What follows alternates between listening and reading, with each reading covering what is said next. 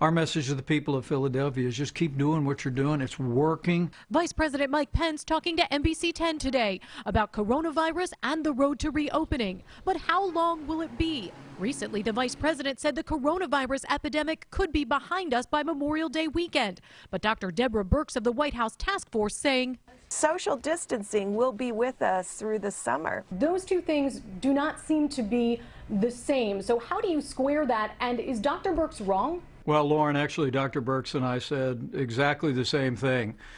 Last week I said if the American people continue to practice social distancing, if they heed state and local authorities, that all the data suggests to us as states begin, responsible, phased reopening plans, that we could have much of this coronavirus epidemic behind us by either late May or early June. The vice president saying they will continue to urge people to practice social distancing. What does that mean for things like the large rallies that you and the president hold?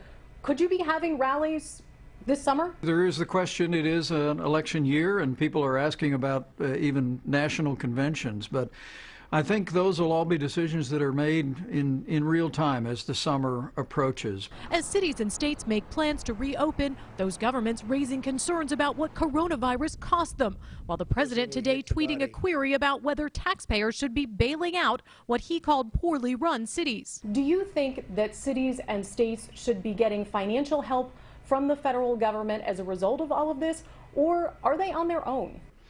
Well, from very early on, the president has worked on a bipartisan basis with the Congress to speed relief, first to families that have been impacted. We were pleased to just expand the Paycheck Protection Program. As for another round of help from Washington, we're open to helping states with the impact of the coronavirus, but we certainly want to make sure the American people are not being called upon to bail out costs and expenses and debt of states that long predated the coronavirus.